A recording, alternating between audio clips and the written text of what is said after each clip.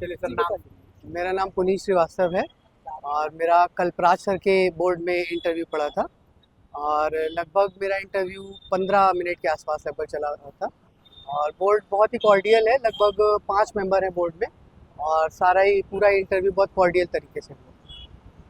कौन कौन से क्वेश्चन आपको पूछे थे? आपके टेक्निक से, करंट अफेयर से, सिचुएशन बेस्ड भी पूछे गए, पर जैसा कि मेरा लॉ बैकग्राउंड है तो लॉ से ज़्यादा क्वेश्चन पूछे गए। जैसे पूछा गया इग्नोरेंस ऑफ लॉ क्या होता है, नेचुरल जस्टिस क्या है और रूल ऑफ लॉ क्या होगा। ऐसे लॉ के जो बैकग्राउंड है उनसे सवाल ज़्यादा पूछे। प्रैक्टिस भी करते हैं आप? नहीं, मैं प्रैक्टिस नहीं कर रहा हूँ, तैयारी कर रहा हूँ। तैयारी कब से तैयारी कर रहे हैं? आपको कौन सा कोर्स है? मैं यहाँ पे लगभग 2022 में मेरा पोस्ट ग्रेजुएशन हुआ है, उसके बाद से मैं तैयारी कर रहा हूँ। सिचुएशन बेस्ड सवाल। सिचुएशन बेस्ड सवाल ये था कि आप जो मुझे याद नहीं आ रहा है, ऐसा पूछा था कि आप अपनी लॉ की नॉलेज को जो है वो प्रशासन में कैसे उसका उपयोग करेंगे, ऐसा माध्यम माध्यम मेरा मीडियम इंग्लिश रहा है बेस के लिए। मेंस के लिए। और इंटरव्यू तो तो उनके बाइलिंगुअल होता है, जैसे वो स्टार्ट करें वैसे ही।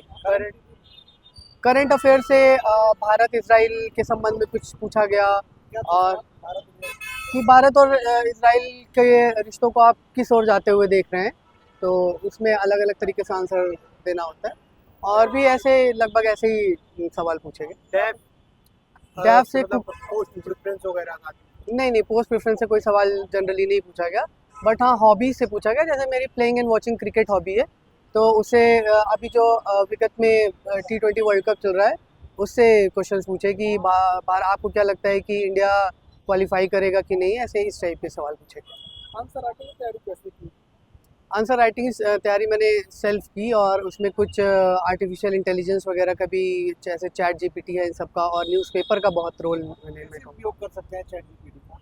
अब चैट जीपीटी का आप उस पर एक तो मॉडल आंसर, आप जैसे क्वेश्चंस आते हैं एग्जाम में वो डाल करके भी उसमें जी कमांड कैसे देख, मतलब अच्छा उसमें आप जैसे वो तो जेनरिक पॉइंट्स देगा।